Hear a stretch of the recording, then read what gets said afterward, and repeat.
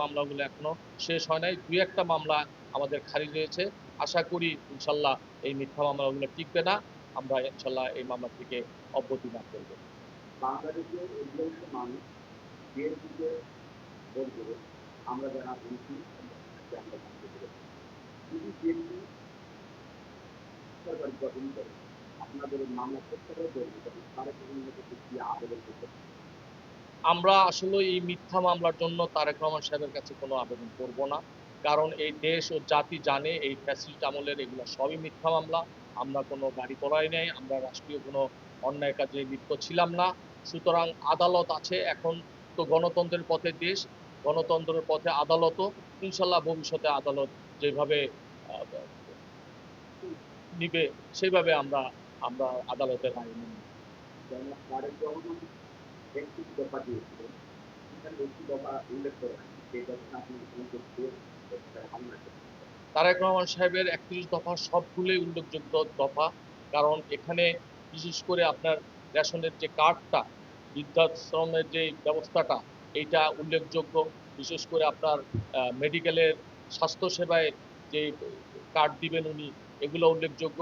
আরও উল্লেখযোগ্য আছে আপনার শিক্ষা খাতে, মেডিকেল খাতে এবং গণতন্ত্রের জন্য যা যা করণীয় ৩১ দফার মধ্যে আছে। ৩১ দফা ইনশাল্লাহ আমরা তারেক রহমান সাহেবের নেতৃত্বেই পালন করব।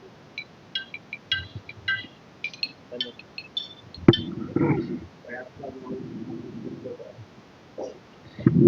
বিসমিল্লাহির রহমানির রহিম। শেরেবাংলা থানা বিএনপি ভারপ্রাপ্ত আহ্বায়ক, আমি মাইনুর রহমান মাইন, ঢাকা মহানগরী উত্তর। আপনার একটা বলছি, সেটা হলো বেগম কেন সৃষ্টি করা? বেগম জিয়াকে কেন দেশনেত্রী বলা হয় সেটা বিগত এই ফ্যাসিস্ট সরকারের আমলে ৭০ বছর বেগম জিয়ার দৃঢ় আস্থা, আপোষহীনতা এবং গণতন্ত্রের জন্য উনি যে লড়াই সংগ্রাম করেছেন, দেশের জন্য, দেশের মানুষের জন্য, গণতন্ত্রের জন্য উনি যে সংগ্রাম করছেন, কোনো রাজনৈতিক নেতা বা নেত্রী বাংলাদেশের ইতিহাসে নয়, শুধু এশিয়া মহাদেশের মধ্যে কোনো নেতার এরকম রেকর্ড আছে কিনা আমাদের জানা নেই। উনি শুধু দেশ নেত্রী না, উনি এশিয়ারও একজন আহ, সারা সারা এশিয়ার মধ্যে মুসলমানদের নেত্রী এবং দলমত নির্বিশেষে সকলের নেত্রী হিসেবে উনি আহ, সবার কাছে আপসীর নেত্রী হিসেবে সবার কাছে উনি আহ, পরিগণিত হয়েছে। তো ওনার ব্যাপারে ওনার সাথে কারকুল্লা চলে না।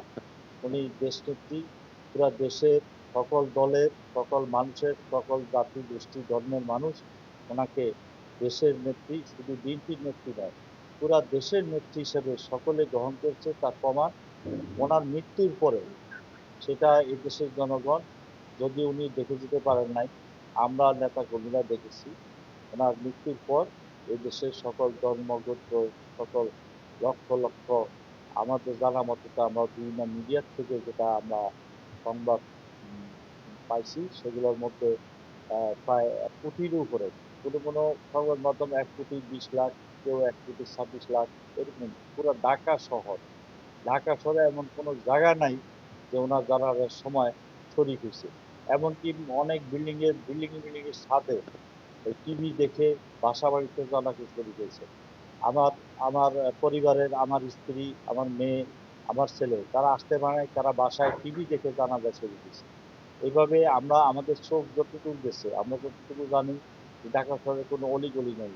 এদিক থেকে সংসদ ভবন থেকে গাবতলী পর্যন্ত, ওইদিকে শাহবাগ পর্যন্ত, ওইদিকে নিউ মার্কেট পর্যন্ত, ওইদিকে মহাখালী পর্যন্ত, ওইদিকে মোহাম্মদপুর বেড়িবাঁধ পর্যন্ত আমরা এগুলা পত্র পত্রিকা, মিডিয়া নিউজ, এগুলো মানুষ আর মানুষ। এটা আমি জানি না এটা বিগত দিনে এই রেকর্ড আর কারো আছে কিনা, এবং আগামী ১০০ বছরে বাংলাদেশের কোনো নেতা বা নেত্রীর এরকম রেকর্ড হবে কিনা। আপনার এক কাছে আরেকটা প্রশ্ন আছে, দীর্ঘদিন থেকে বাংলাদেশের প্রধান এই বিষয়টি হ্যাঁ, গৃহবধূতে মানে প্রধানমন্ত্রী, এটা বিশ্বে আর কোনো ঘটনা নেই, এইটাই মনে হয় বা একমাত্র বিশ্বের মধ্যে প্রথম। তবে উনি গৃহবধূ থেকে ওনাকে কিন্তু রাজনীতি আসতে চান নাই। আমরা আমাদের দলীয় নেতা কর্মী এবং এই দেশের জনগণ ওনাকে আমরা এক প্রকার জোরপূর্বকই আহ, আমাদের নেতৃত্ব দেওয়ার জন্য, কারণ আমরা যখন বিএনপি শহীদ রাষ্ট্রপতি জিয়া রহমান মৃত্যুর পরে যখন বিএনপি নেতৃত্ব শূন্য হয়ে যায়, তখন আর এই দলের লক্ষ লক্ষ নেতাকর্মী ওনার কাছে এই দলের হাল দেওয়ার জন্য অনুরোধ করা হয়, এবং উনি আমাদের কথায়, এই দেশের জনগণের কথায়, সকল ধর্মের মানুষের কথায় উনি সাড়া দিয়ে নেতৃত্ব দিয়েছেন। এবং উনি যে কতটুকু দৃঢ়চেতা মানুষ, ওনার নেতৃত্বে এরশাদ বিরোধী আন্দোলনে এরশাদের পতন হয়েছে। এক নেত্রী আন্দোলনের মাঝখানে এক নেত্রী বললো যে এরশাদের নির্বাচনে যাবে, সে 1986 সালে, সে বিশ্বাসঘাতক, বেইমান হিসাবে চিহ্নিত হবে এই জাতির কাছে, এই দেশের মানুষের কাছে, পুরা বিশ্বের কাছে। কিন্তু উনি যান নাই। যে নেত্রী ডিক্লেয়ার দিয়েছেন, এই ফ্যাসিস্ট শেখ হাসিনা, সেই কিন্তু সবার আগে রাতের অন্ধকারে পরে তিনি এরশাদের নির্বাচনে অংশগ্রহণ করেছিলেন। তো এই লোকটি এরশাদ বিরোধী 9 বছরের আন্দোলনে যে একজন আপসহীন নেতৃত্বের কারণে 1991 সালে এই এরশাদের পতনের পরে এই নেত্রী, এই দেশের জনগণ এই নেত্রীকে ক্ষমতার মস্তকে বসেছে। তারপরে উনি তত্ত্বাবধায়ক সরকারের আন্দোলন নিয়ে আওয়ামী লীগ, এই জামাত, শিবির, এরা আন্দোলন করেছিল বিএনপির বিরুদ্ধে, একটা নির্বাচিত গণতান্ত্রিক সরকারের বিরুদ্ধে। তখন এই নেত্রী দৃঢ়চেতা যে আমি এইভাবে আমি হাল ছেড়ে দিতে পারি না, একটা নিয়মের মাধ্যমে যেতে হবে। তখন উনি একটি নির্বাচন দিয়ে তত্ত্বাবধায়ক সরকার বিল পাশ করে আবার উনি নির্বাচন দিয়েছেন।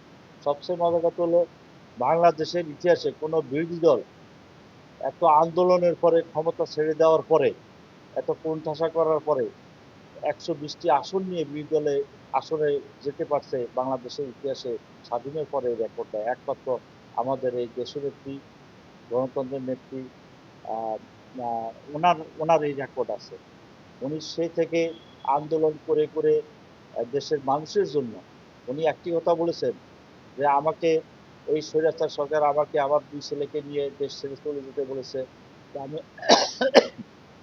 কিন্তু আমি যাইনি। কেন জানি? আমি এই দেশের জন্য, এই দেশের এই দেশের জনগণের দিকে তাকিয়ে, এই দেশের ভালোবাসা, এই দেশের প্রতি আমার জনগণের এবং আমার ভালোবাসা টানে আমি যাইনি, এবং আমি আমার ছেলেদেরকে নিয়ে এই দেশেই ছিলাম, এই যে থাকবো। কারণ আমার বাইরে কোনো বন্ধু বন্ধু নাই, বাইরে কোনো বাড়ি নাই, বাইরে কোনো আমার জায়গা নাই। মরলো এই দেশে মরবো, যতদিন বেঁচে আছি এই দেশে থাকবো। এই কারণেই ওনাকে দেশনেত্রী হিসাবে, এটা শুধু সরকার, আমাদের দল নয় এখন তো, এই নেত্রী আমাদের দলের না, এই নেত্রী এই দেশের 18 কোটি 18 কোটি মানুষের জনগণের নেত্রী হিসেবে এশিয়ার মধ্যে, এমনকি বিশ্বের সব দেশই বলা যায় ওনাকে দেশনেত্রী হিসাবে, আবশ্যিক নেত্রী হিসাবে উপাধি দিয়েছে। এটা বিগত সময়ে সব দিকে আমরা দেখতে পেয়েছি।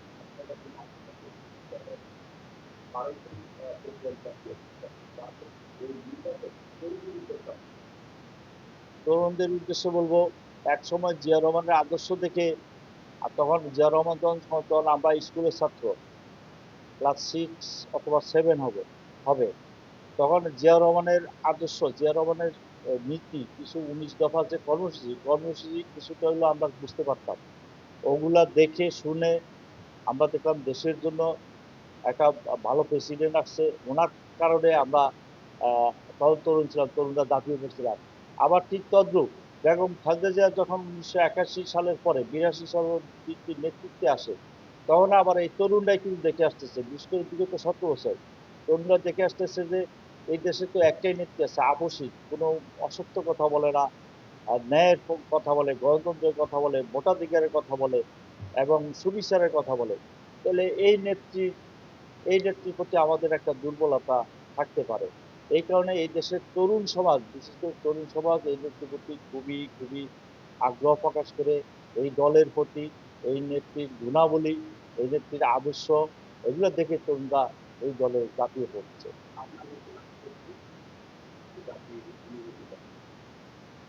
আমাদের জাতীয়তাবাদী দলের বিশাল কথা সেই নেপথ্যে আমি নাম বলবো, তাকে হত্যা করে বিভিন্ন বাসের আন্দোলন আসলে এরা যারা করছে, এরা কিন্তু আসলে কিন্তু কোনো রাজনৈতিক পরিবার নয়, এবং কোনো এরা আসছে সরকার পতনের সময় বিএনপি সহ বিরোধী সকল দলের সহযোগিতা এদের কনফ্রেন্টে এদেরকে রেখে, যেহেতু আমরা কনফারেন্স থেকে করতে পারছি হিমশিম খেতে, তাই এদেরকে সামনে রেখে আমরা এদের সাথে একত্রিতভাবে এদের সাথে আলাপ আলোচনার ভিত্তিতে, বিশেষ করে তারেক রহমানের বুদ্ধিতে, মেধাতে, ওনার নির্দেশনায় এই কাজগুলো হয়েছে।